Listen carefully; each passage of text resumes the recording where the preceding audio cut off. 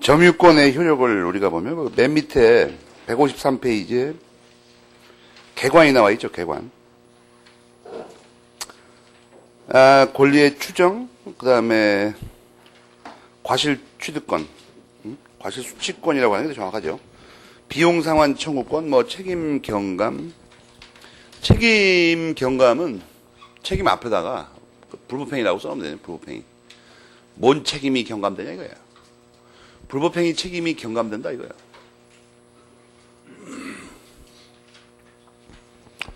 그 다음에 점유보호 청구권, 자력구제권 등이 있다. 이 여러 가지 효과가 부여되고 있는데 어떤 한 사안이 주어지면 이 중에서 여러 가지가 한꺼번에 발생합니다. 그러니까 이제 그 관계를 여기서 핵심 논점은 뭐냐면 권리 추정을 빼놓고는 그 요건을 정확히 알아야 된다. 요건 효과를. 여기서는 154페이지 이제 권리의 추정이 나오는데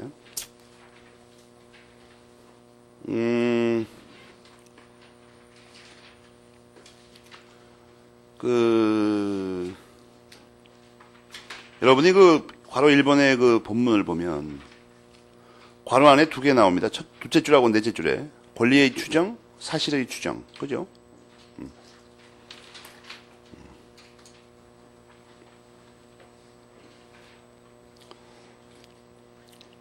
그거를 구별하는 거죠. 197조 1항하고 200조하고. 법률상의 사실 추정하고 권리 추정 말하는 건데 조금 사실은 이게 좀 다른 겁니다. 이게 민소법상으로는 구별이 엄밀하게 돼야 되는 건데 민법에서는 크게 문제가 없으니까. 그 200조에 관한 겁니다. 197조는 지난번에 봤고 200조에 관한 건데 점유자가 점유물에 대하여 행사하는 권리는 적법하게 보유한 것으로 추정한다. 이렇게 돼 있죠. 그 말은 그 자체로는 황당무계한데 두 번째, 세 번째 줄에 그 내용이 나와 있습니다. 소유자로서 점유하는 자는 정당한 소유자이고 질권자로서 점유하는 자는 적법하게 질권을 갖는 데서 소유자로서 점유하면 소유자라는 건 당연한 거고 핵심이 되는 건 정당한 이 말입니다. 그러니까 정당하다는 게 추정된다는 거예요. 소유자가 추정된다는 게 아니라. 알겠습니까? 그 다음에 질권의 경우는 그 밑에 보면 적법하게, 이 적법하게가 추정된다는 겁니다. 그러니까 정당한, 적법하게. 여기다가 네모를 쳐야 되죠. 뭐가 추정되는지를 알아야 되니까.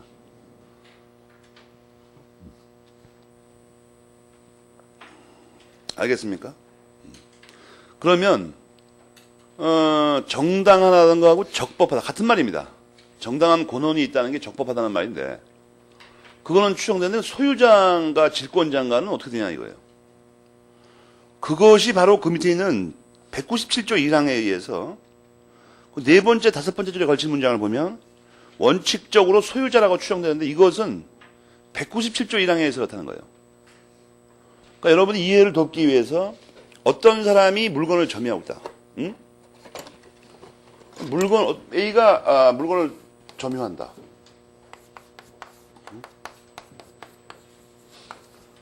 이런 게 딱 주어지면 이 문장이 제일 중요합니다. 왜냐하면 시험에는 문장이 나오니까 문장이 사진이 안 나오고 그렇잖아요. 그럼 여기서 이로부터 추정이 가능한 게 뭐가 있냐 이거예요. 뭐가 추정이 가능하냐. 여기서 먼저 197조 1항이 먼저 적용됩니다. 그래갖고 이게 소유자라고 먼저 추정이 된다 이거예요. 하고 있으면. 소유자라고. 근데 연이어서 소유자이게 되면 이 사람이 정당한 소유자냐? 이건 어떻게 하냐는 거예요. 응?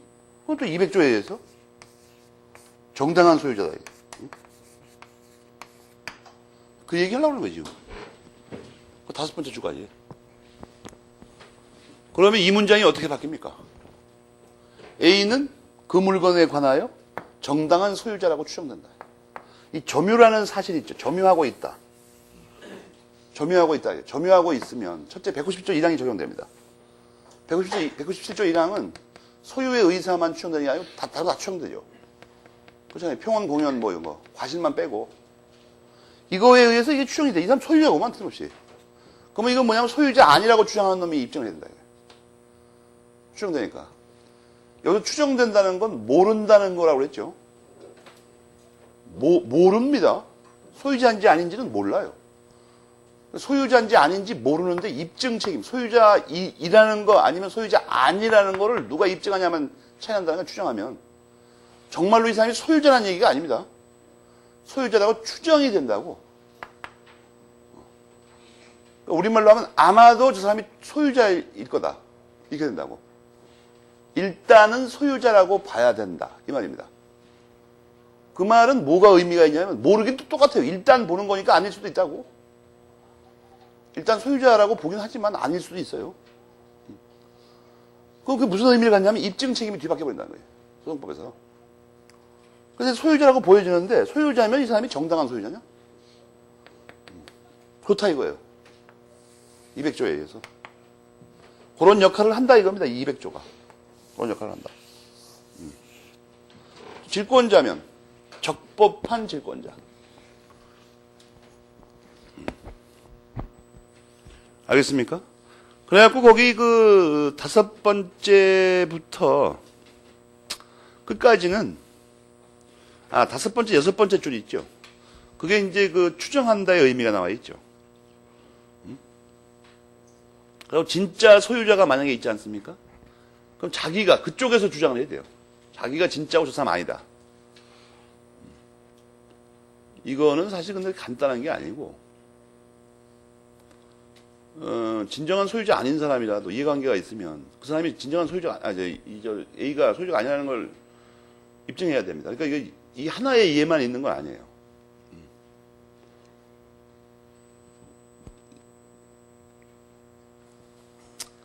근데 하여튼 그거를 알아두면 됩니다. 시험에 이렇게 뭐 민법 시험에서 추정 때문에 복잡하게 될 거 아니니까. 그 다음에 이때 그 저 위에서 여기 점유 있죠, 점유. 이 점유는 어떤 점유여야 되냐는 거예요. 권리 추정력은 무슨 점유에 미치냐는 문제이다. 그것은 상관없어요. 거기 흠이 있어도 상관없다고 돼 있죠. 흠이 있어도 상관없다는 말을 읽으면 말이에요. 흠이 있는 점유와 있든 없든이라고 그랬으니까 10가지입니다. 점유의 종류 10가지라고. 여러분이 지금 또 그 말을 책을 안 찾아보는 폼을 보니까 뭐 흠이 있든 없든 상관없다는데 149페이지 로마자 2번에 그 번호 매긴 거 있죠. 149페이지 로마자 2번에 그 5가지죠. 근데 반대가 있죠. 5가지 또. 그거에 5가지의 반대가 있잖아요. 그거 10가지 점유 중에 어떤 것이 상관없다는 말이에요. 알겠습니까? 그러니까 그걸 번호 매겨서 외우라고 그러는 거야. 그걸 안 외우니까 흠이 있든 없든 그게 무슨 말인지 알 수 없다고 이거. 10가지 다 된다 이건 얘기예요. 알겠어요? 흠이 있든 뭐 어쨌든 상관없다 이 말이. 10가지에다 또 뭐예요? 직접 점유, 간접 점유가 들어가니까 12가지입니다. 12가지 중에 어느 거라도 상관없다. 그러나 이건 점유라고 돼 있죠. 12가지는 되는데 이게 점유라고 돼 있잖아 지금. 여기가 점유. 여기가 사실상의 지배라고 안 돼 있고 점유라고 돼 있다고. 그렇잖아요. 무슨 말인지 알겠습니까? 그러니까 사실상의 지배가 있어도 점유로 안 되는 거하고 본래 건데 사실상의 지배밖에 없는 거 있죠. 하여튼 점유가 안 되는 것들. 그것은 다 빠져요. 무슨 말인지 알겠습니까? 흠이 있든 없든 직접이든 간접이든 상관없다 이렇게 돼 있으면 흠이 있든 없든 해서 10가지 하고 간접도 되니까 직접은 말할 것도 없는 거죠. 12가지. 12가지는 된다고. 그런데 그럼에도 불구하고 다 점유여야 돼요. 점유. 이건 사실상의 지배가 아니라고 지금. 그렇잖아요. 그러니까 점유 보조자 이런 거 안 된다는 거예요.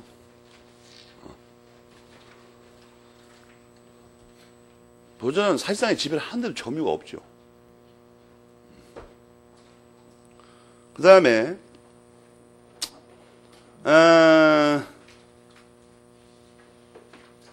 바로 2번은 200조의 근거입니다. 입법 취지 또는 근거. 왜 그렇게 추정하냐 이거예요. 왜 그렇게 추정한가? 보통은 대부분이니까. 보통은 대부분이다. 알겠습니까? 이 보통은 대부분이라는 말을 판례에서는 여러분이 판례를 많이 읽어보면 판례에 가장 많이 등장하는 문구가 뭐냐면 특별한 사정이 없는 한, 이런 말이 많이 등장하죠. 특별한 사정이 없는 한. 그거는 전부 다 이 추정과 관련된 것들이에요. 알겠습니까? 그러니까 특별한 사정이 있으면 안 돼요. 특별한 사정 중에는 반대 사실의 입증이 들어가 있습니다.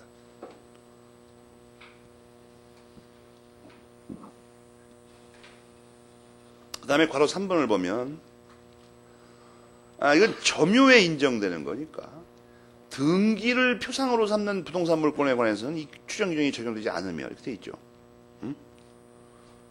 그러니까 이 추정은 등기의 추정력과 다르다. 지금 이 말 하고 싶은 겁니다. 이 추정은 등기의 추정력과 다르다. 등기의 추정력은 등기에 인정되는 거죠. 점유에 인정되는 게 아니고. 그 말을 합니다. 이걸부터 이 괄호 3번으로부터 사실 여기는 좀 생략되어 있는데 아주 중요한 그 테마가 하나 있어요. 미등기 부동산은 어떻게 되는 거냐 하는 거예요. 미등기 부동산은 어떻게 되는가? 등기 안 한 부동산 말이에요. 이걸 잘 보면 미등기 부동산 말이에요. 미등기 부동산을 점유하고 있으면 어떻게 되냐는 거예요. 그러면 등기가 안 돼 있으니까 등기의 추정력이 없는 건 말할 필요가 없어요. 그죠? 그럼 말할 필요가 없다고. 당연히. 등기가 안 돼서 등기 추정력은 인정 안 되잖아요.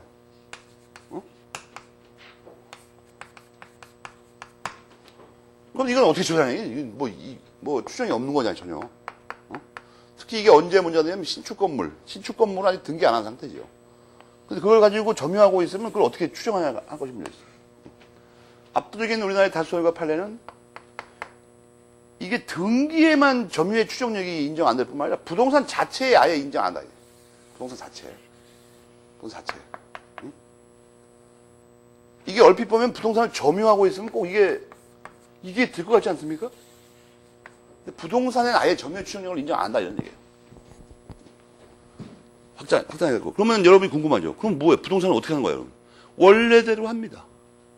추정이라는 게 입증 책임 전환하고 관계 있으니까 추정을 안 하겠다는 얘기죠. 그러니까 이 경우에는 아예 추정을 안 하겠다. 그러니까 원래대로 입증 책임을 부담시키겠다 이런 얘기입니다. 그걸 하나 기억을 해두고 추정의 효과는 누누이 강조했지만 말이에요. 그 입증 책임의 전환과 관련되니까 입증 책임의 전환과.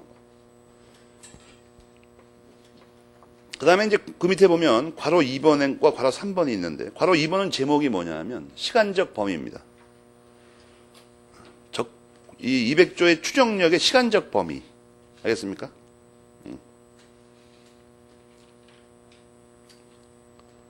그러니까 다 미친다. 이렇게 기억하면 되죠. 전이고 후고 살 필요가 없다. 현재뿐만 아니라 과거까지 다 미친다 이거예요. 그 다음에 괄호 3번은 제목이 뭐냐면 물적 범위라고 합니다. 물적 범위. 그리고 이 교과서 자체는 여러분이 잘 보면 등기의 추정력과 똑같은 문제죠. 전 소유자에 대해서 생기는가? 알겠습니까? 그래가지고 이것은 학설이 논란이 심한데 일단 곽윤 선생님의 학설을 기억해 두라. 155페이지의 괄호 4번은 이 추정은 말이에요. 적법의 추정은 예를 들어서 이런 걸 생각해 봐요. 어떤 물건에 대해서 어떤 물건에 대해서 추정력이 미쳐버리면 보통 추정력은 이거에 대해서 권리가 적법하다는 거니까 유리한 겁니다. 추정력을 받는 사람에서. 그 사람 거라는 얘기니까 이게 일반적으로 위에서 봤듯이 정당한 소유권자, 적법한 질권자 이렇게 돼서 유리하잖아요. 보통 사람한테. 그런데 이걸 갖고 있으니까 그 사람이 소유자처럼 추정이 된다 이러니까 이 물건에 대한 세금을 누구한테 부과하냐? 그 주인같이 보이는 사람한테 부과한다 이거예요? 주인같이 보이는 사람한테. 그러니까 이렇게 되면 세금을 부과하는 건 불이익한 거죠. 괜히 그 물건 들고 있다가 세금 나왔어 이거. 이 물건에 대한 소유자가 A처럼 보이면 이 물건이 A 거라는 점에 대해서는 재산권을 가지게 되니까 유리합니다. 재산권을 가지면 유리하잖아. 그런데 이 사람 것처럼 보이는데 이거에 세금을 부과하거나 이거에 뭐 어떤 그 보관료를 부과하거나 하게 되면 그것도 이 사람한테 불리하죠. 세금이 나오니까. 이것 때문에. 근데 이게 불리한 거는 추정력이 안 미치고 유리한 것만 혹시 미치는 거 아니냐? 이런 미친 듯한 결과를 추구한다고 사람들이. 어? 그러나 그렇게는 되지 않고 교과서에 뭐라고 써있습니까? 불리한 것까지 다 추정받아요. 유불리를 떠나서. 그게 여러분이 상식적으로 생각해도 타당한 말이죠. 어떻게 유리한 것만 추정을 받고 불리한 건 싹 빠지겠다는 게 말 이상하잖아. 어? 이런 부분이 그 이해가 빨리 안 되는 사람은 어떤 사람입니까? 삶의 태도가 이상한 사람이죠. 유리한 건 다 내 거라 그러고 뭐가 세금 떨어지면 난 모르겠는데요. 그러니까 이게 누구 거냐? 근데 어떤 사람이 평소에 생활 습관이 제 거 같은데요. 근데 여기에 세금이 나왔어. 아, 그럼 아닌 것 같은데요. 그런 거하고 똑같은 거 안 된다는 거예요, 그런 거. 그러니까 유리한 걸 그렇다고 그랬으면 불리한 것도 그렇다고 그래야지 어떻게 이걸 갈라서 딱 떼어먹을 수 없다는 거야, 이거. 거기 빨리 읽어봐요, 과라 4번 전체를. 그런 말인가 봐요, 이게.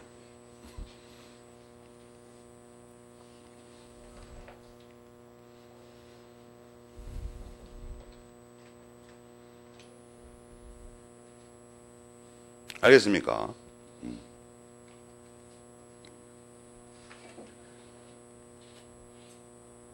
그 다음에 말이에요. 이 괄호 5번은 매우 중요한 말인데 이 추정이 뭐냐는 거예요, 이거. 입증 책임만 문제가 된다니까요.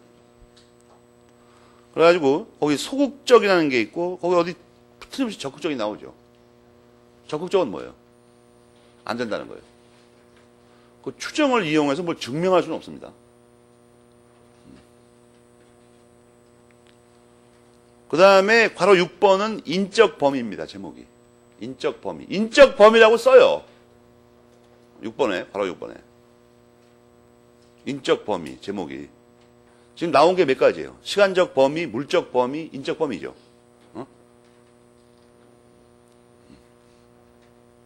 제3자도 주장할 수 있다. 그 다음에 말이에요. 그럼 뭐 여러분이 기억하기 좋게 하면 어떻게 됩니까? 기억하기 좋게. 모두에게 미치는데, 모든 것에 미치는데, 모두와 모든 것에. 다만 전 소유자에게는 약간 문제가 있다는 얘기예요. 치열하게 다투고 있다. 근데 여러분이 이거 설명 들어도 추정에 관한 건 짜증나죠. 뭘 얘기하자는 걸까 도대체. 근데 이거 왜 짜증나냐 하면 여러분이 살아오면서 뭘 입증하고 할 필요가 거의 없었다는 거예요, 지금까지. 이게 성질 급한 사람이 이해를 더 못하죠, 돌고. 추정, 이게 무슨 말인지 알 수가 없어요. 여러분이 보통 집에서는 부모님이나 형제들한테는 땡깡 아니면 양보 중에 하나입니다. 그죠? 밀어붙이든가 아니면 젖버리든가 둘 중에 하나 아니야. 끝까지 기어 올라보다가 정 안 되면 그냥 에이 고만둬. 그러잖아요. 그러니까 이걸 이해를 못한다고 지금 추정이 뭔가 이거 왜 필요한가 사는데. 근데 이게 어떤 사실을 법원에서 증명할 때 필요하다니까? 뭐냐면 그 구집이 어떤 사실을 입증하지 않고 살아왔다는 겁니다. 여러분이 지금까지. 엄마 돈 줘. 뭐하게? 등록금 내래. 근데 엄마가 그게 등록금이라는 걸 입증해봐. 그런 적이 한 번도 없어요. 그렇잖아요. 등록금이라 그러면 등록금인가 보다 주지. 그 등록금이 혹시 의심스러운데? 이렇게 하는 법이 없다고, 별로. 그걸 입증할 입증의 수고를 부담한 적이 없어요, 여러분이. 근데 원래는 그게 다 입증을 했어야 되는 거죠. 그래갖고 뭐 예를 들어 증빙서를 제시할 수도 있습니다. 등록금 고지서. 보세요. 근데 어머니가 또 거기서 거기 찍힌 너네 총장 관이 좀 이상한데? 중간이 빠졌는데? 이 수상쩍은데, 이거? 그리고 왜 너네 학교 관이는 왜 이렇게 동그라냐, 이상하게. 당근에 네모던데? 뭐 이렇게 자꾸 시비 걸어야 되는데 안 건다, 이거 이상하게. 그러니까 입증을 안 해, 전혀. 돈 내놔. 야, 그럼 주명 갖다 내고. 용돈 좀 주세요. 뭐하게? 아, 빵 사 먹으려고 그래요. 아닌데, 뭐, 딴 거 하려고 그러는 것 같은데. 입증해봐, 빵 사 먹으려고 하는 걸. 뭐, 이런 말이 있어야 되는데, 그 말이 없잖아요, 전혀. 그래갖고, 주면 다행이고, 안 주면, 치사해, 고만도. 법정에서는 그게 안 되는 거예요, 법원에서는. 소송 걸어놓고는 뭐, 입증하기 불편하니까, 에이, 치사해, 고만도. 그게 안 된다고, 이게. 그래서 그런 거니까, 이거는 여러분의 삶을 그런 식으로 이렇게 입증하는 그 과정 부분을 생각하지 않으면 이해할 수 없으니까 설날 할 일이 뭐예요? 모든 걸 입증에 연결시키는 거야. 그래서 설날 친척분이 오셨어요. 자기 집에. 여러분은 모든 걸 시비 거는 거야. 아, 고모부가 우리 고모부라는 확신이 서질 않는데? 의심스러운데 약간. 머리 모양이 바뀌었는데? 입증해봐요.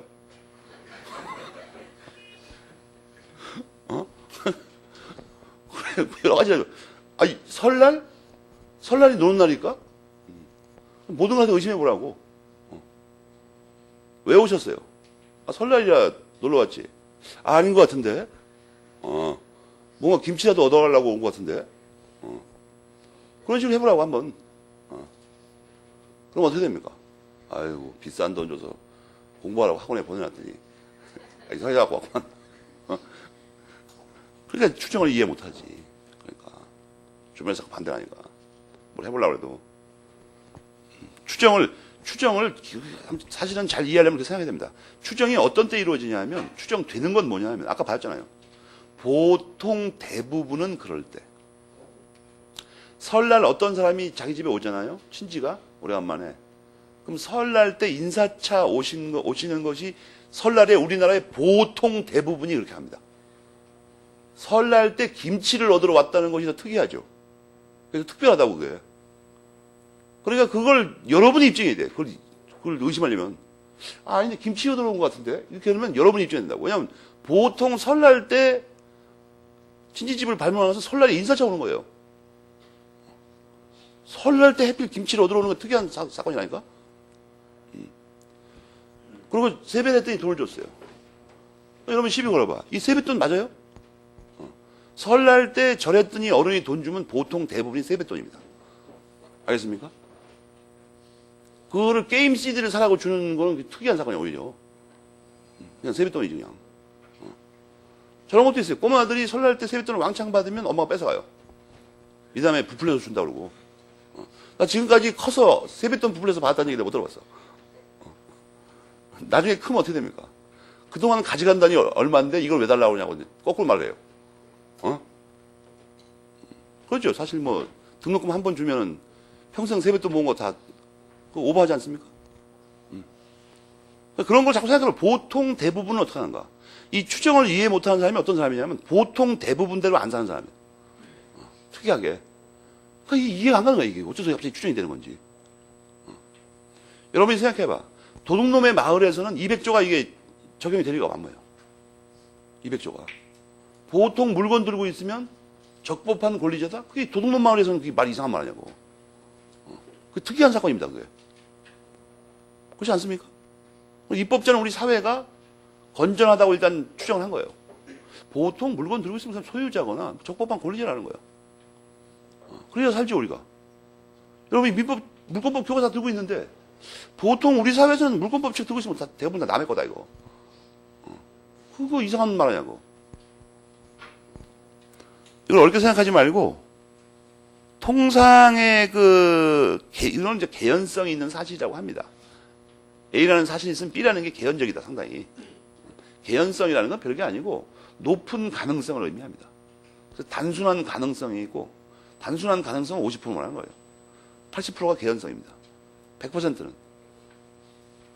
그거는 확실성이죠, 그냥.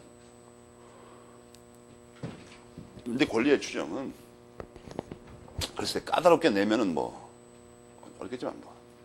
민법에서는 그렇게 내지 않습니다. 그냥 일반적인 법리만 이해해라. 그 다음에 선의 점유자의 과실취득. 여기서부터는 201, 2, 3조가 걸려 있습니다. 201, 2, 3. 알겠습니까? 201, 2, 3. 201, 2, 3. 여러분, 201조 1항을 보면 선의 취득자의 과실취득, 선의 점유자의 과실취득권이죠. 201조.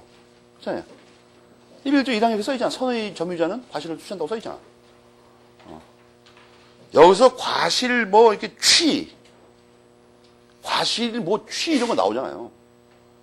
과실 수치권에서 배웠죠. 어디선가. 어디서 배웠는데요? 몇 조에 있냐고, 몇 조에.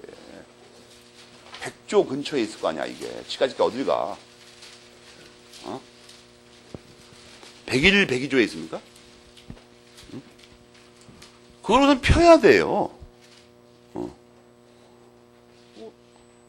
그거가 일반 규정이고 이게 특별한 규정 아닙니까? 여러분, 그리고 과실 수취권 또는 원물과 과실을 배울 때 과실 수취권자에서 보통은 소유자죠, 원칙적으로. 그 원칙적인 소유자 빼고 연이어 나오는 것 중에 제일 먼저 나오는 게 이거죠. 선의 점유자. 총칙을 찾아봐요. 과실 수취권자를. 유명한 거 이게. 왜 이게 빨리 나오냐, 이거 이상하게. 딴 것도 많은데. 과실 수취권자.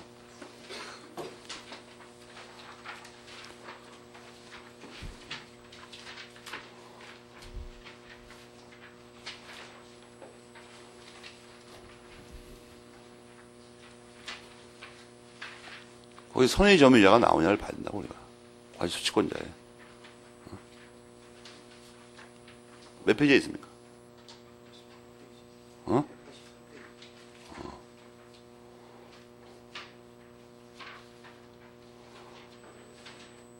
나는 여기서 그냥 말을 하는데도 우리나라 젊은이들이 마마보이나 뭐 마마걸이야 그럼 또 여자는 뭐 하여튼 그런 버릇이 있는 게 뭐냐면 난 가끔 그런 걸 느낍니다. 나는 그냥 아무 생각 없이 얘기하는데 학생 중에는 저게 혹시 날 보고 하는 얘기 아닐까? 뭐 그 사람이 많다는 거 이거? 가끔 그런 질문을 받아요 내가. 절 보고 하시는 말씀인 줄 알았다. 선생은 말이에요. 개별적인 관심을 전혀 갖지 않습니다. 그렇게까지 정신이 이렇게 여유가 있지 않다고. 그러니까 예를 들어서 무슨 말이냐면 또 느끼는 건데 가만히 있다가 내가 몇 페이지야 이렇게 물어보면 그 말을 듣는 순간 내가 책을 빨리 못 찾으니까 나 때문에 그러나 보다 이렇게 생각하는 학생인데 그거 염려하지 말라는 건데 그거 아무 관계가 없으니까. 찾았어요? 선의 점유자? 안 나옵니까? 불행하게 안 나와요? 나온다고 그거. 그게 안 나온다는 게 말이 안 되는 거고 책이 엉터리 책이 아니야. 그게 안 나오면 그 책은 곽인 선생님의 민법 총칙은 유사책이고. 선의 점유자 있죠. 그걸 배우는 거예요. 거기를 배우는 거라고 자세하게 지금. 선의 점유자가 과실 수취권을 간다는 게 뭘까 도대체. 대추나무를 선의로 점유하면 대추를 딸 수 있다. 그런 얘기 아무 얘기도 아니고. 알겠습니까? 그런데 여러분이 상식적으로 생각해봐도 선의 점유자는 저인데 그 전에 그 201조를 공부하는 방법을 잠깐 말을 해야 되는데 간단하게 뭐냐 하면 그 사망을 거기다 대입해야 되죠. 201조 사망을. 그죠? 안 그러면 말이 이상해지죠.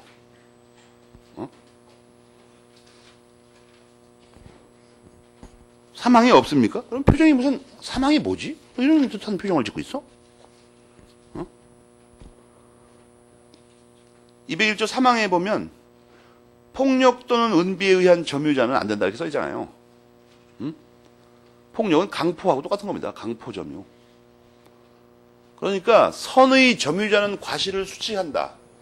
모든 교재에는 이렇게 써 있어요. 왜냐하면 201조 1항을 그냥 바로 쓴 거야. 아무 생각 없이. 그런데 그렇게 하면 안 되죠. 여러분 또 하나 조심할 게 초학자를 위해서 말하는 건 다 알 것 같은데 내가 생각해. 조선 청년이면 A 또는 B는 안 된다. 이렇게 써 있으면 말이에요. 이렇게 써 있으면 이게 안 된다고 합시다. 이게 안 된다 이렇게 써 있으면 이거 된다는 말 할 때 이렇게 씁니까?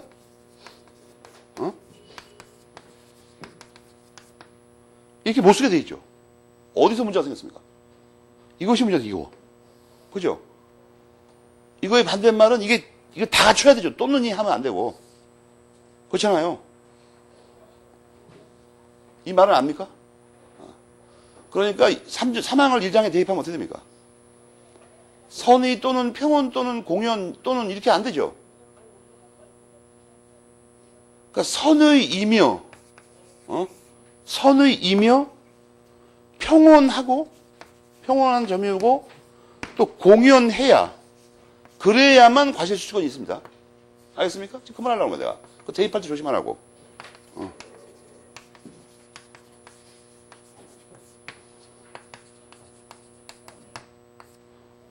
무슨 말인지 알겠습니까? 사망을 일항에다 대입하면 꼭 이렇게 되죠. 이며 해야 된다 이거예요. 다 갖춰야 됩니다 이걸. 과실수치권은 선의면 과실수치권이 있다? 이거 정확하지 않은 말이에요. 정확하지 않은 말이고 평온하고 공연하기까지 해야 돼요. 평온하고 공연하기까지 해야 과실수치권이 있습니다. 사망을 대입해야 되냐 일항에다가. 법조문을 잘 째려봐요. 그런가 안 그런가? 사망을 일항에다 대입하면 그 말이 이걸 공부할 때는 처음부터 이렇게 공부하라고 이상하게 공부하지 말고 그래야 여러분이 케이스 문제를 푼다든지 뭐 다른 틀린 지문을 찾을 때 바로 들어옵니다. 바로. 선의이며 평온하고 공연해야 과실을 수취하는구나. 이렇게 되는 거 아니야 말이. 뭐 그중에 하나만 있으면 되는 게 아니고.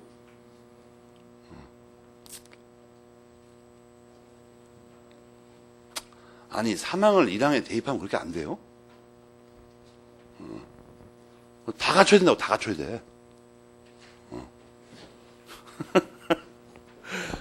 아니, 이런 걸 다 힘들어서 설명을 해야 되나 이거? 여러분 요새 저런 거 안 배웁니까? 저거 어디 초등학교인가 어디서 산수에서 안 배웁니까 저거? 집합하고 이 논리학을 원래 들어가게 돼 있었어 이게. 저것도 막 우간다에서도 막 우간다보다 우리가 7년인가 늦었어요. 국민학교에서 옛날에 추접스럽게 맨날 뭐 1 더하기 1은 얼마냐? 2를 3으로 나누면 얼마냐?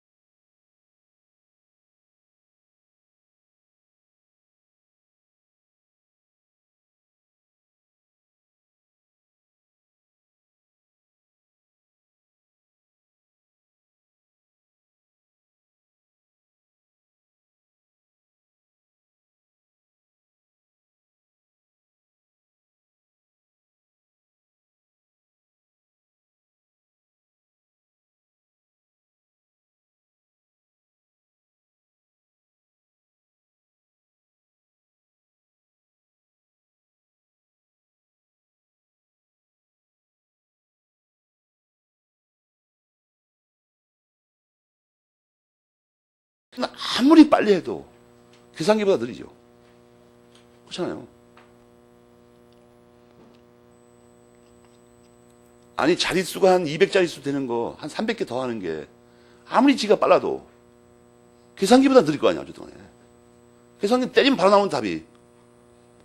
그래서 그걸 훈련을 시킨다고 이상하게. 그게 음모에 걸린 거예요. 여러분 미국에서 암산의 왕이 나왔다는 얘기 들어봤어요? 그런 거 안 한다고 거기서는. 그건 기계가 하는 거예요 그냥. 그 후진국에서 사람을 기계를 만들고 앉았어 이상하게. 옛날에 보면 그래갖고 뭐 은행인가 어디 뭐 보니까 뭐 주산이 뭐 몇 단이고 무슨 그렇게 하면 뭐 그냥 뽑는다든가 뭐 그런 광고를 한번 본 적이 있어 얼마 전에도. 왜 그런 짓을 해요? 계산기도 있는데 요즘 뭐 첨단 설비가 많이 개발되어 있는데 요새 말로 해도 더 하는 게 나왔어요 또. 숫자들이 입으로 불러대면 더해 지가 알아서. 그러니까 불필요한 노력을 하는 거예요 불필요한. 사람을 도구로 사용합니다. 암산, 주산, 암산 같은 거 되게 빨리 하는 사람이 사장 됐다는 얘기 들어봤어요? 아, 못한다니까, 그거. 대가리가 기계처럼 굳어가지고 창조적인 일을 못해요. 그러니까 그 사람 사장이 못해. 사장은 누가 해? 외국인 CEO를 불러옵니다, 또. 비싼 돈 주고. 암산하는 사람이 평생 벌어도 못 벌 돈을 한 달치 월급으로 주고 데려와, 또. 그런 짓 하지 말라는 거예요. 암기하지 말라는 거야, 내 말은 지금 결론이. 이 암자 들어가는 거죠, 암. 응? 이게 이 뜻이 뭐예요? 이 뜻이 뭡니까 이게? 이 밝을 암자입니까? 아니 껌껌한 암자입니다 이게. 이런 거 하지 말라니까, 여기다. 여기 암기. 응? 이런 거 하지 말라고. 암산. 응? 암수. 이거 하지 말라고, 이런 거 다. 좋지 않은 거, 이거. 이 자신의 영혼을 피폐시키는 거예요, 이거.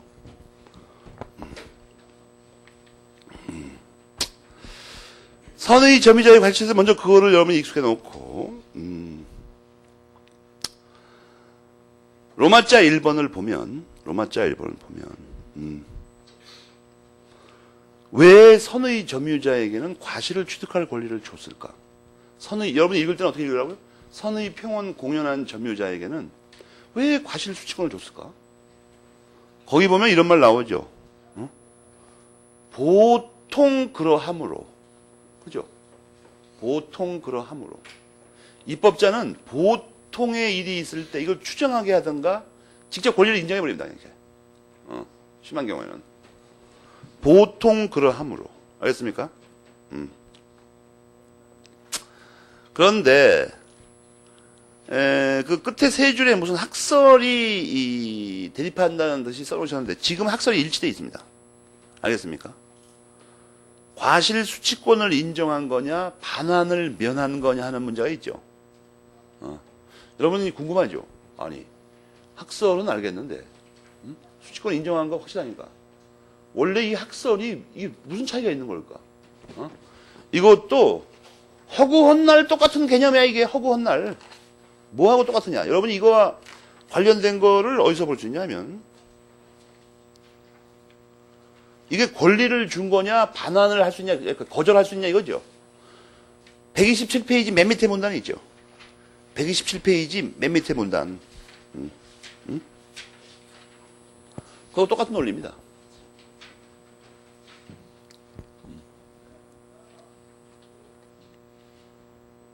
논리상으로는. 알겠어요?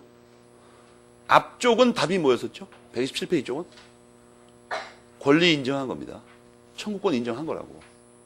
여기서 여러분이 금방 여러분이 몰라도 알 수 있는 게 하나 있죠. 이러한 의심이 드는 거의 대부분의 경우야. 거의 민법엔 예외가 없어요. 상법에 있는데.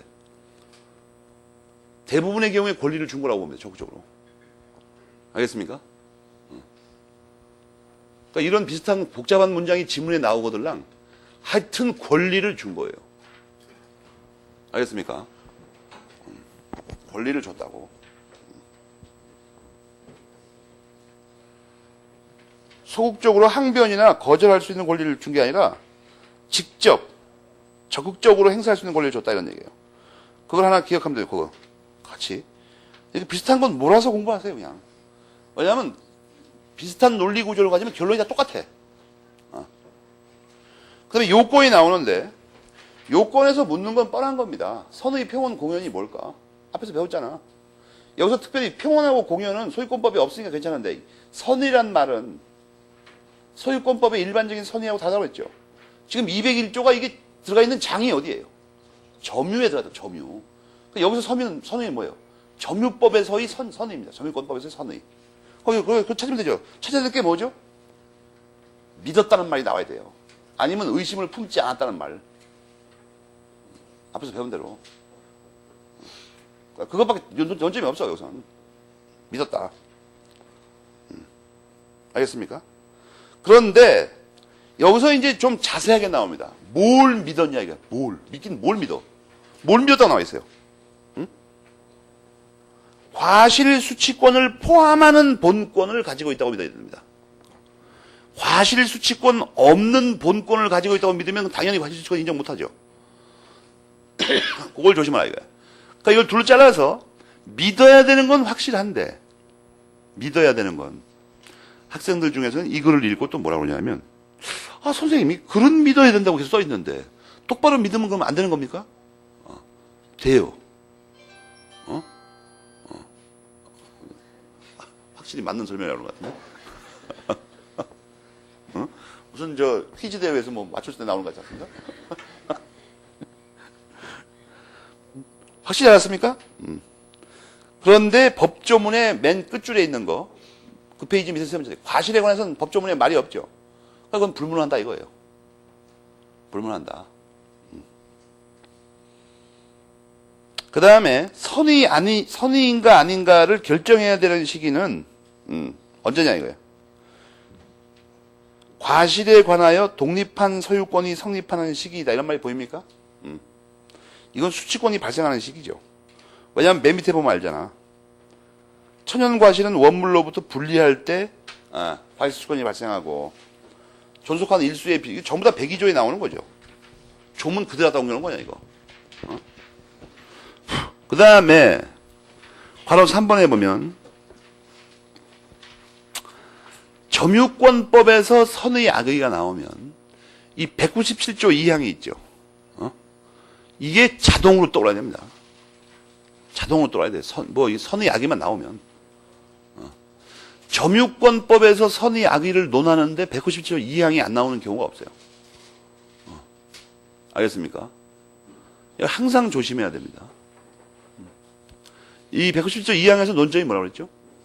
보통 재판은 확정할 때 효력을 발생하는데 이 197조 2항에서는 소재기시부터 써있죠. 이게 그러니까 악의로 되는 시기가 소급합니다. 참고 삼아 오늘 나온 프린트에 그 1페이지 맨 밑에 판례가 하나 있는데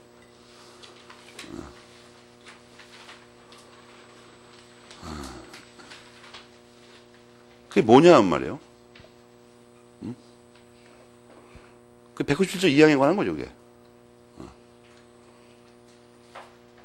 그 위에 요약해준 말을 잘 기억하라, 이거예요.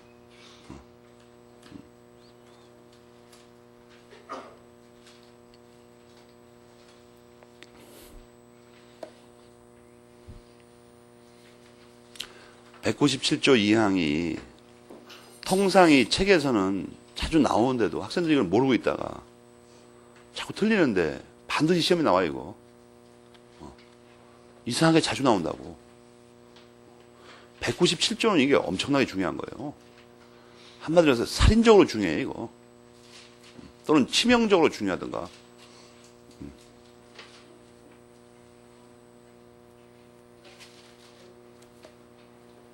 그 다음에 바로 4번은 아까 대입하라는 거죠. 대입하라. 효과는 뭐냐? 과실을 수취합니다, 당연히. 근데 여기서 중요한 건 뭐냐면 여기서의 과실에는 거기 보면 물건의 이용도 포함된다. 이런 말이 보이죠? 물건의 이용도 포함된다. 물건의 이용. 과실에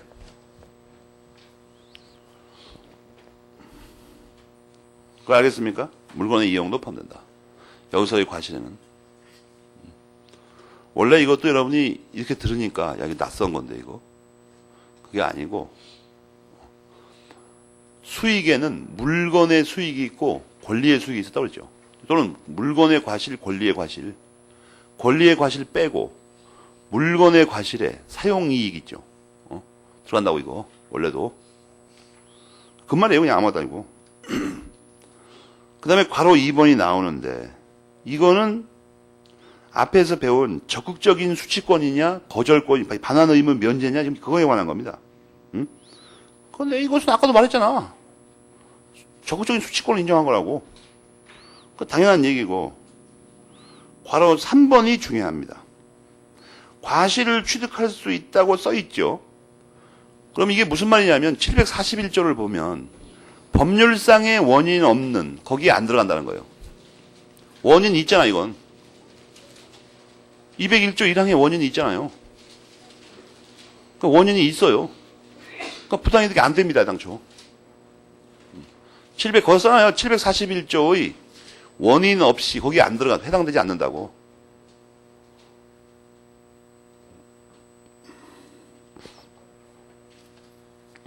알겠습니까? 원인이 있지. 법조문에 써 있는데 추천하고.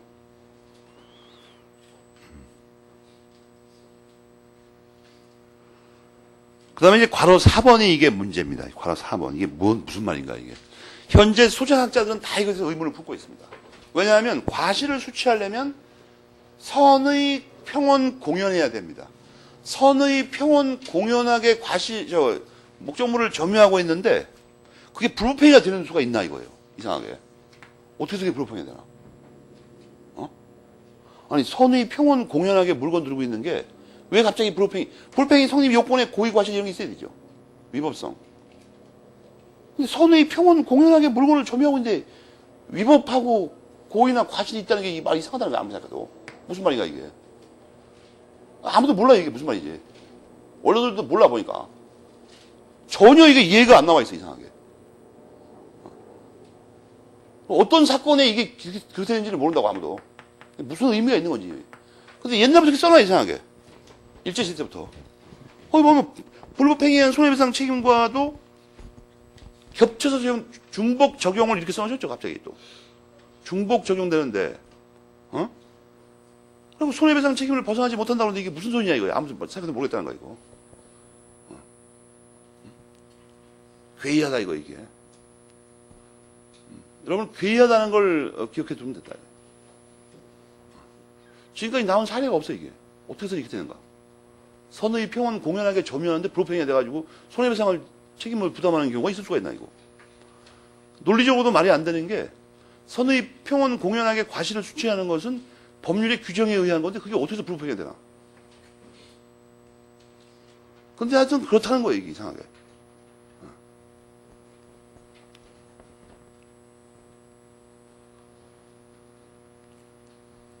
여러분들 이거를 혹시 모르니까 근데 뭐 힘드셔서 뭐 어떻게 할지 모르겠는데 박영사의 주소에서 전화해서 주소 하나가지고 곽인 선생님한테 연한장 보내라고. 그래서 이걸 물어봐요. 다 이해가 되는데 이 부분이 정말 이해가 안 간다 이거. 어떻게 해서 불편해야 되는지. 그거를 간명하게 물어봐야 됩니다.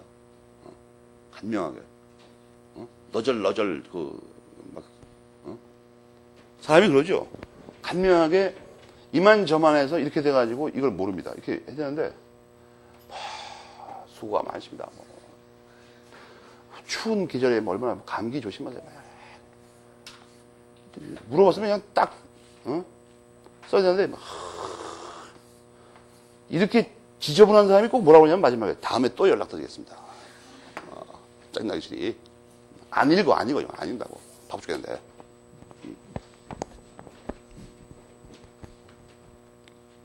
그 다음에 악의 점유자의 과실 반환을 의무하는 거죠. 이건 선의 점유자의 과실 수취권을 뒤집어 놓은 말이죠. 그러니까 선의 평온 공연하게 목적물을 점유한 사람이 과실을 수취하면 그렇지 않은 사람은 다 과실을 반환해야 됩니다. 그거 당연하죠. 알겠어요? 그런데 과실만 반환하는 게 아니라 이 악의 점유자는 뭔가를 왕창 반환 보상해야 됩니다. 알겠습니까? 반환 보상해야 된다. 좀 무겁죠? 알겠죠? 뭐 몽창 다.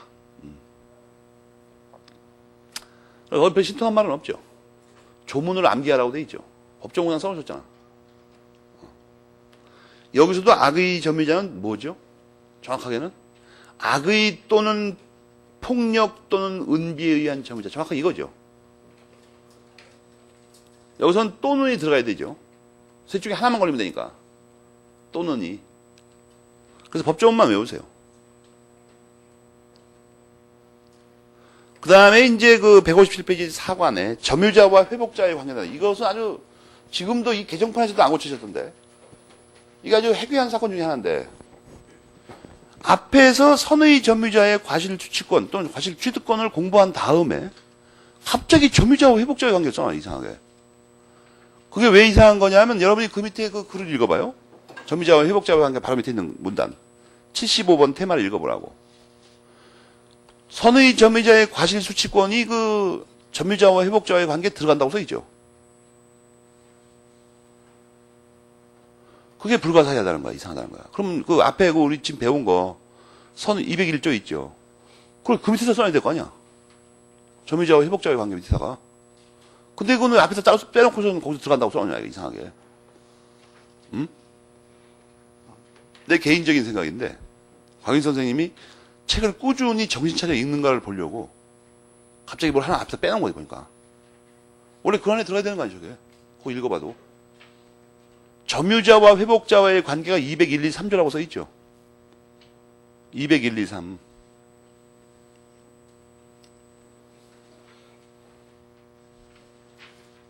그렇게 안 써 있습니까?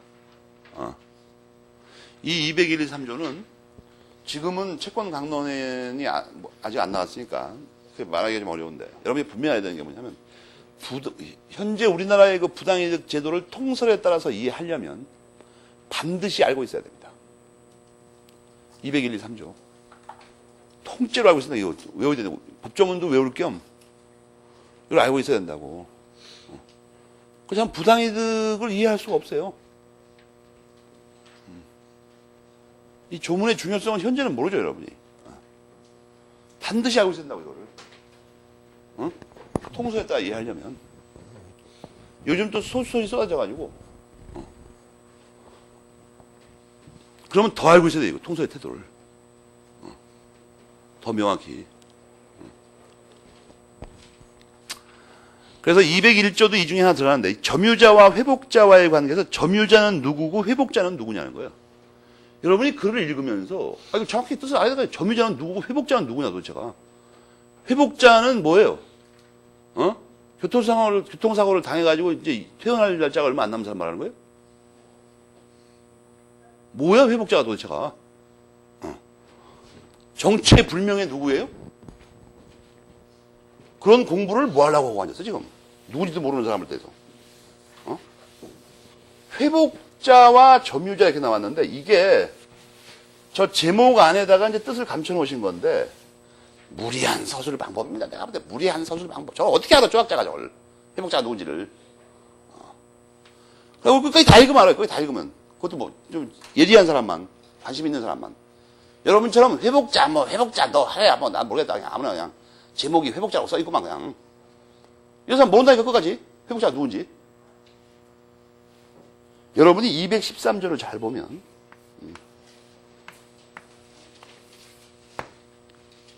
213조. 소유자는 말이에요. 소유권자. 소유자는 권한 없이 점유하는 자 있죠. 이 사람을 불법 점유자라고 합니다. 또는 요즘은 또 이게 말이 좀 불법행위하고 헷갈리니까 부당 점유자라는 말도 쓰더라고. 부당 점유자에 대해서, 불법 점유자에 대해서 내 물건을 돌려달라고 청구할 수 있다고 써있죠. 소유자 아닌 사람이 단서까지 보면 점유할 권리 없이 내 물건을 점유한 놈 있죠. 불법 점유라고 그래요. 불법 점유자. 그 사람한테 내 물건이니까 돌려다오. 이렇게 할 수가 있다는 거예요. 무슨 말인지 알겠습니까? 불법 점유자한테. 여기서 조심할 게 하나 있습니다. 이 불법 점유자라는 말은 불법 행위를 저질렀다는 뜻이 아니에요.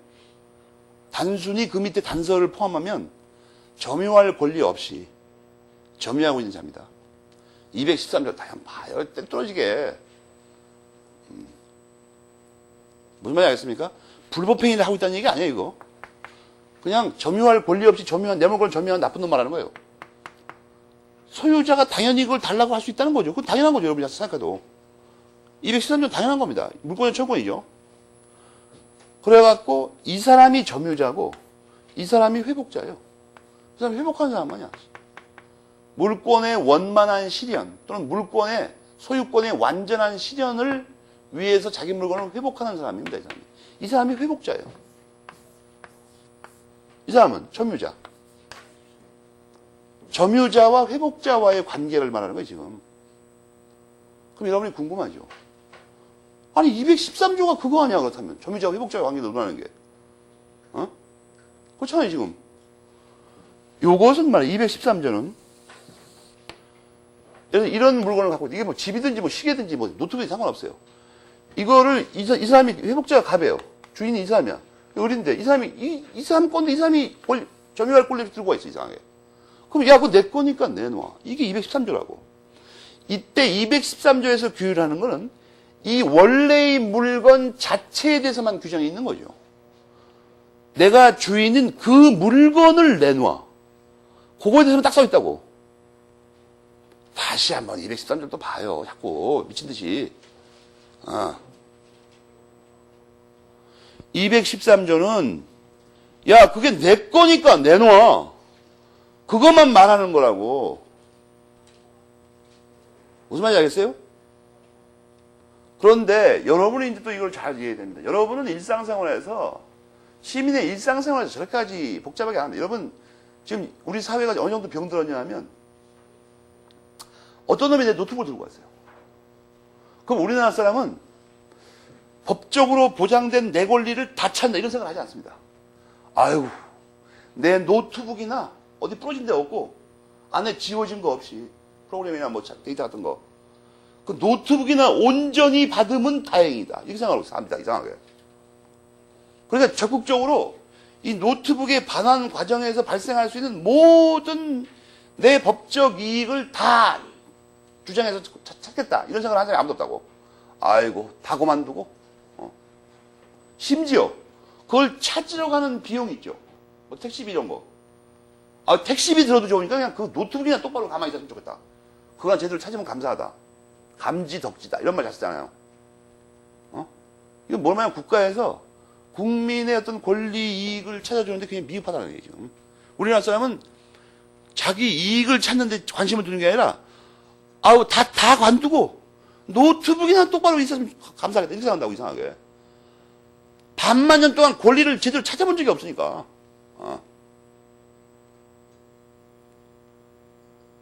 어떤 사람이 심지어 이렇게 생각합니다. 경찰서에서 노트북 찾아가라 그랬더니 경찰서에서 뭐 돈 줘야 됩니까? 이런 말도 안 되는 소리 하는 사람이 있어 이거. 경찰서에서 왜 돈을 줘 또. 잊어버린 물건 찾아가는데. 그러니까 권리의식이 매우 엉터리라는 거 우리나라 사람 이상하게. 오히려 질문을 어떻게 해야 되냐면 가만히 있어봐. 노트북이 없어진 지가 일주일. 일주일 동안 내가 노트북 사용하지 못한 건 누구한테 배상받지? 라든지. 그거 다 따져봐야 될 거 아니에요. 근데 우리나라에서 보통 말 한번 들어보면 일주일 못 쓴 거는 전혀 말이 없어요. 아유, 그냥 노트북이라고 했어. 그건 두 가지 원인이죠. 하나는 노트북 가지고 평소에 유용한 일을 안 했다는 거예요, 진짜. 게임이나 해대고. 그러니까 그걸 그로 인한 손해 개념이 없어요, 머릿속에.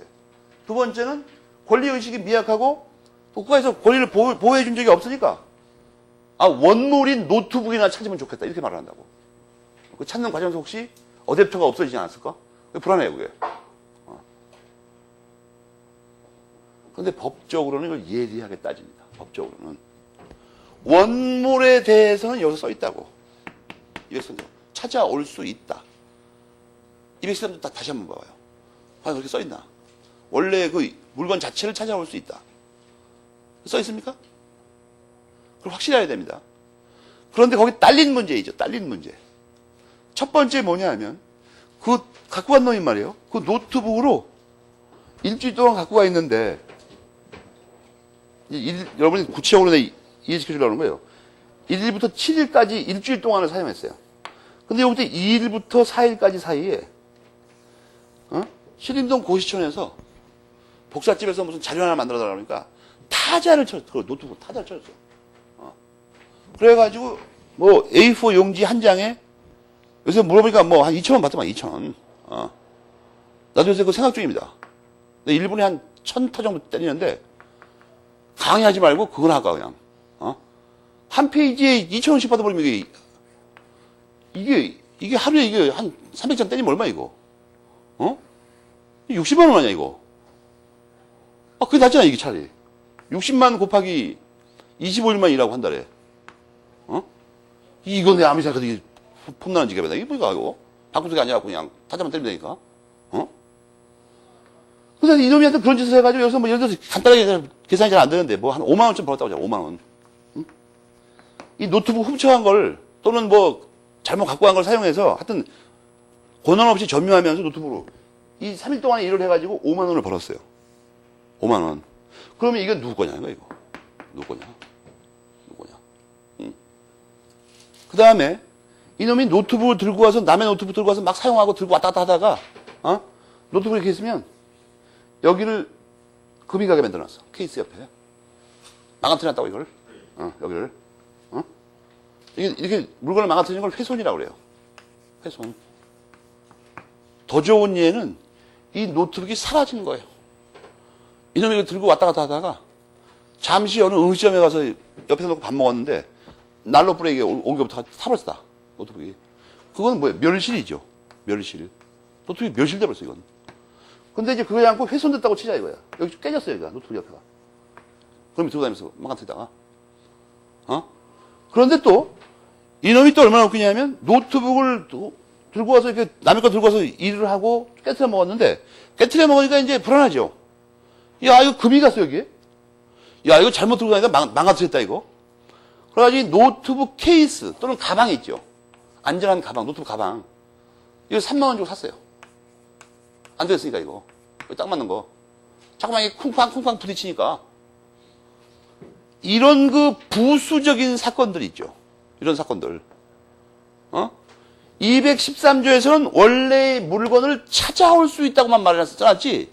이런 부수적인 문제에 대해서는 전혀 언급이 없어, 이상하게. 이걸 어떻게 처리하는 건지, 이걸. 무슨 말인지 알겠습니까? 점유자와 회복자와의 관계 중에서 원래의 물건 그 자체, 노트북 그 자체 말이에요. 노트북이 당연히 달릴 수 있는 거죠, 소유자가. 갖고 와, 이게 내 거니까. 그거에 대해서만 써고, 노트북 자체에 대해서만 써있다고, 이게. 213조에서는. 그렇지 않고 이것과 관련돼서 발생하는 이러한 문제들이 있죠. 이거는 어떻게 처리하는 건지 안 나와 있어요, 이게. 이거를 명료하게 하는 겁니다. 이쪽에서부터 뭐예요? 201, 202, 203에서 이것들을 다루고 있다는 거예요, 지금. 그래서 요 세 개가 점유자와 회복자와의 관계인데, 왜 이렇게 설명하냐면, 만약에 시험 문제에다가 점유자와 회복자, 우리 민법상 점유자와 회복자와의 관계를 규율하는 걸 설명하려고 하면, 이거 세 개만 쓰면 안 된다고. 이거의 근원적인 조문이 뭐예요? 이거야, 이거. 원래의 물건. 원래의 물건에 대해서는 답안지 하나도 안 써놓고, 갑자기 무슨 과실수취권, 멸실 훼손 때 책임, 비용, 이거 쓰면 안 된다고. 원래의 물건이 어떻게 되는지 알려줘야 될 거 아니야. 노트북은 어떻게 되는 건지. 노트북은 213조에 의해서 달라고 할 수 있어요. 그럼 여기 이런 문제 있죠. 뭔가 이걸로 수익을 얻었어. 물건의 이용이 포함된다고 했지, 아까. 물건의 이용. 이때 이걸 어떻게 처리한다고요? 이 노트북 들고 간 놈이 선의이며 평온하고 공연하면 어떻게 돼요? 이건 그놈 거예요. 그놈 거라고. 근데 악의 이거나 폭력이거나 은비인 점유자면 이거를 내놓을 뿐만 아니라 왕창 나머지 다 배상해야 된다고 써있죠. 손해까지. 아까 201조 조금 전에 배운 게 그거 아니야. 201조 읽어봐, 201조를. 물건 이용, 즉 노트북 이용해서 타자 쳐서 번 돈 있죠.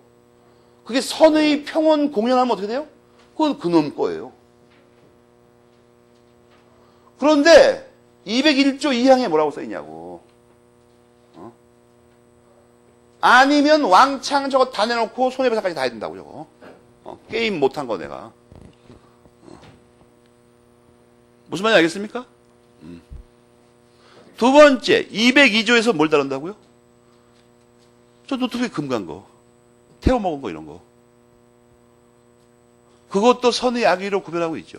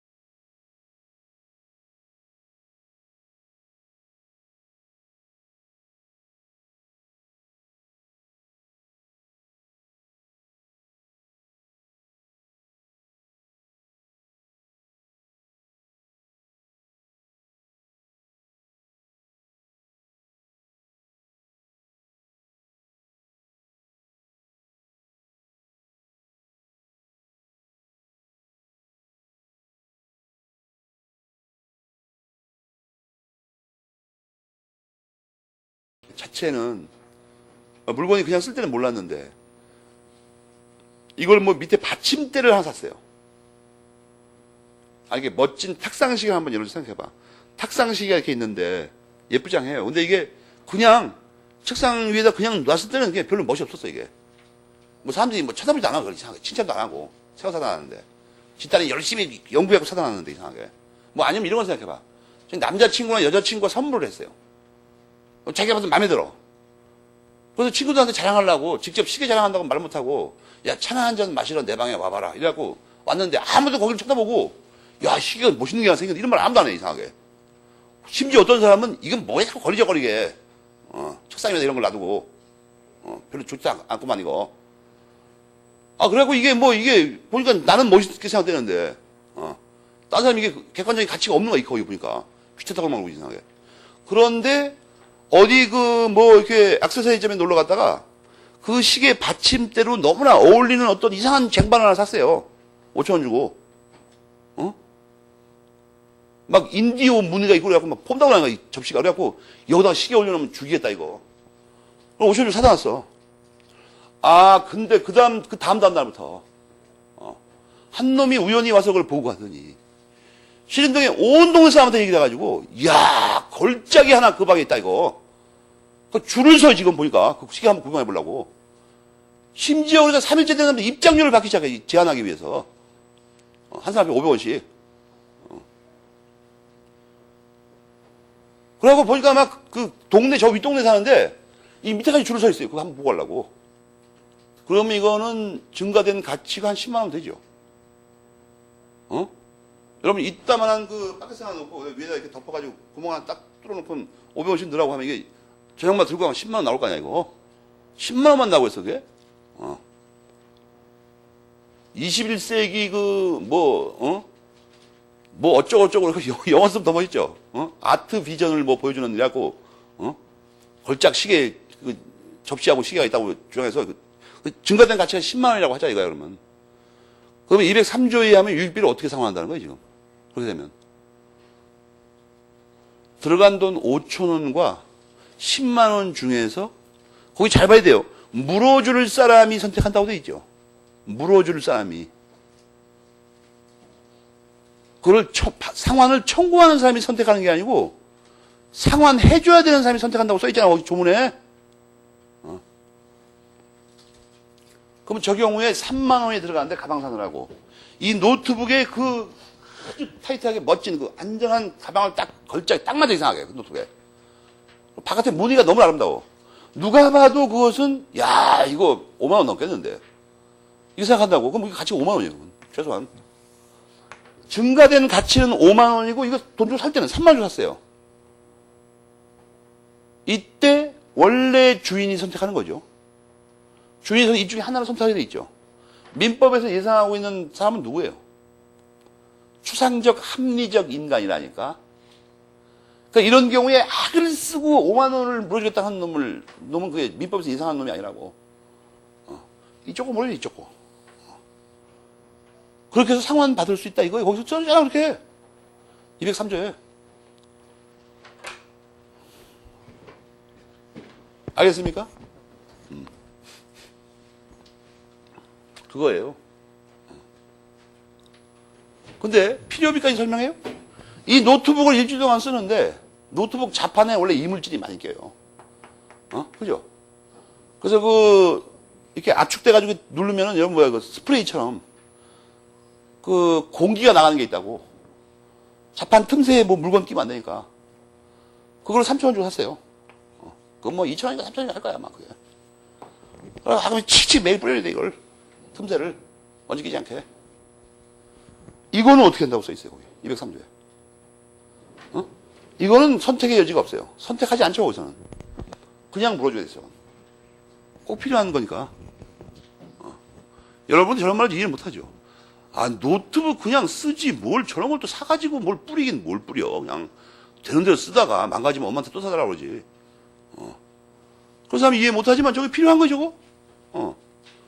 자판 사이에 이물질 자꾸 끼면 나중에 안 늘어져, 이게. 알겠습니까? 자판이 의심스러운 사람은 그러면 LCD를 닦아야 되죠, 이렇게. 가끔. 어? 어떤 사람을 보면 그냥 거기에 부옇게 먼지가 끼고 막 기름기 보이고 막 커피 엎질러고 이쪽에 물방울 모양 하나 있고, 그런 거 그냥 끼고 다니는 사람이 이상하게. 그런 사람 왜 노트북 다니는 거야, 이거? 노트북에 대한 모욕이죠, 그것은. 그런 사람이 되면 자신감은 어떻게 될 것 같아요? 막 세수를 하든지 말든지, 공부를 하든지 말든지, 밥만 처먹고 잘 크기나 해라, 그래갖고. 그런 놈들이 있다니까, 틈없이. 되는 대로 그냥. 그런 놈이 있어 또 이상한 게 하나 있어요. 지 몸은 또 끔찍이 할게요. 그래갖고 지는 그냥 뭐 기름 발라대고 그냥 허구한 날 옷 갈아입고. 자식들은 그냥 뭐 적당히 알아서 살지 말이야. 뭐 자꾸 말을 하나, 이거. 말을 해도 남의 염장 지르는 놈들 있죠. 자식이 말이에요. 아빠 게임 사게 3만 원만 줘. 네가 벌었어, 임마. 그런다, 이거. 예를 들어도 이상한 예를 들죠. 남들은 말이야, 혼자 바깥에 나가고 전철에서 구걸에서 살더구만. 그런 미친놈들이 있어요. 내가 주변에 보니까. 정신 나간 놈들, 거. 지가 그렇게 살지, 지가. 전철관에 가서. 무슨 말인지 알겠습니까? 점유자와 회복자의 관계에 원래 4개죠, 그러니까. 원래 물건, 과실, 손해, 비용. 그러니까 앞으로 말해요. 물건이 왔다 갔다 한다, 이게. 그럼 이게 4개가 한꺼번에 떨어야 된다. 원래 물건을 어떻게 돌려받을까? 여러분 조심할 게 뭐냐면, 이 213조 내가 예를 드는데 지금 소유자라고 그러니까, 이 회복자가 소유자밖에 없나 보다. 213조가 준용되는 곳이 상당히 많죠. 저거 봤잖아, 물건 청구하면서. 그거 다 포함합니다. 다 포함해요. 알겠습니까? 213조가 준용되는 게 많잖아. 이게 소유권밖에 없는 게 아니야, 지금 213조가. 이게 물건을 청구하냐, 이게. 지난번에 법조문 다 찾아봤잖아, 우리가. 어디에서 준용되나. 그거 다 포함되는 해당돼, 여기, 회복자에. 알겠습니까? 회복자가 누구냐고 했을 때 답이 뭐예요, 그러면? 소유자가 대표자지만, 누구예요? 복습을 또 안 하는 거 아니야. 물건 청구했는데 조문까지 다 표를 만들어줬잖아, 그때. 어떤 반환 청구권 인정되는 게 누구고, 방해제거 청구권 인정되는 게 누구고, 다. 이상하게 표만 만들어주면 모르네, 거 이상하게. 거기서만 시험에 내는데. 그거 참 불가사의한 일이네. 소유권, 지상권, 전세권, 그다음에 뭐가 있어요? 없어요. 없다고. 통설에서 인정된 게 하나 뭐예요? 질권. 소유권, 지상권, 전세권, 질권밖에 없는 거 아니야. 그 4개밖에 안 되는 걸 안 외운다는 거야, 지금. 여러분, 뭘 외웁니까? 외우기 좋다고 하면서 맨날 잘 암기한다고 하면서. 뭘 외우는 거야, 도대체? 반환 청구권 안 외우고. 그걸 안 외우면 뭘 몰라요? 회복자가 누군지를 몰라. 여러분, 교과서에다가 회복자에다 빨간 줄 치고 제목에다가 회복자가 어떤 사람이에요? 반환 청구권자 말하는 거예요. 반환 청구권자. 물권적 반환 청구권자. 알겠어요? 곽윤직 선생님이 저렇게 써놓으니까 다른 책들도 그냥 밑도 끝도 없이 회복자라는 거 자기 혼자. 회복자가 누구인지 학생들은 알지 못하는데. 반환 청구권자 누구예요? 소유자, 뭐 소유권자도 똑같습니다. 소유권자, 지상권자, 전세권자, 질권자라고.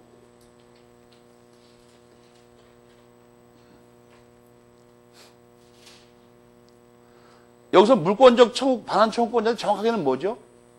점유권에 기한 게 아니죠, 지금. 소유권에 기한 거니까 본권에 기한 물권적 반환 청구권자입니다, 전부. 본권에 기한을 앞에 써요. 왜냐면 좀 또 잘못하면 점유권에 기한 반환 청구권자라고 또 우길 수도 있으니까. 본권에 기한 물권적 반환 청구권자. 즉 몇 사람이에요? 4사람. 소유권자, 지상권자, 전세권자, 질권자. 이 4사람이 물건 찾을 때는 여러분 뭐 해야 돼요? 저 4가지를 검토해야 됩니다. 4가지.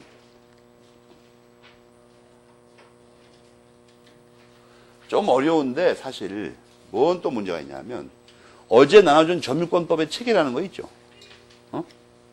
어제나 준 작은 프린트 말이에요. 점유권법 체계.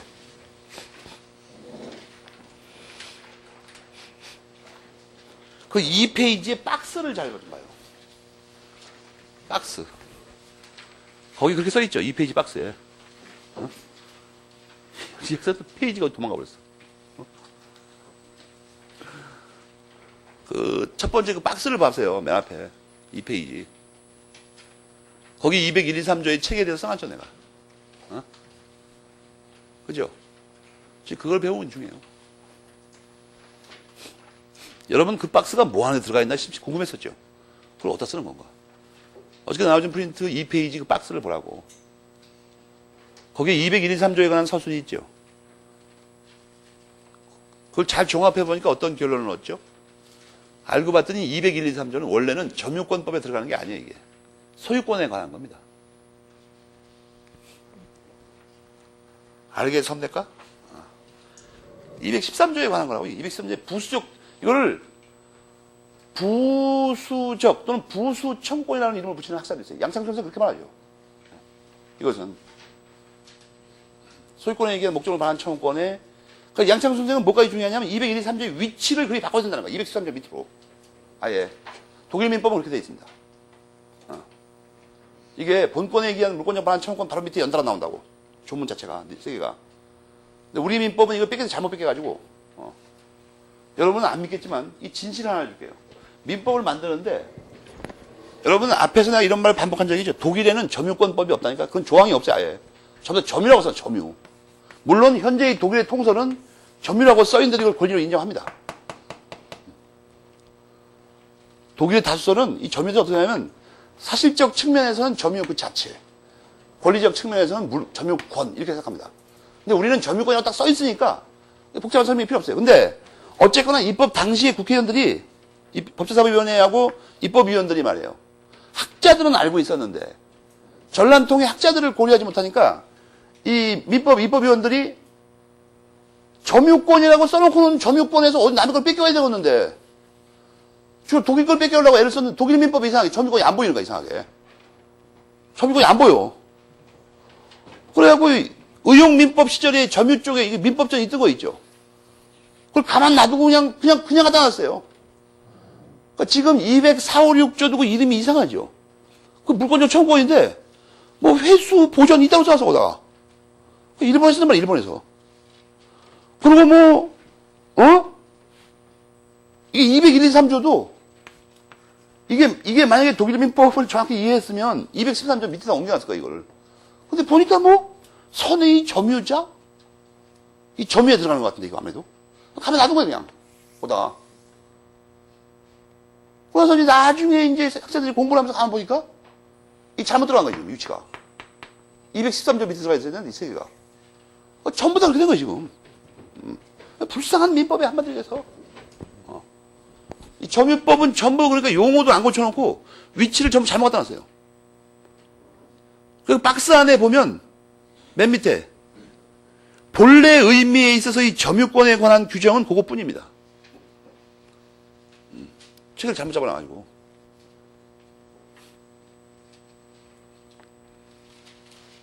그렇지만 이제 이게 어떤 위치는 거기 있으니까 한꺼번에 점유권법에 설명하는 거예요, 그냥. 관련이 전혀 없는 것도 아니니까. 근데 여기서 중요한 건 점유자와 회복자의 관계 알겠습니까?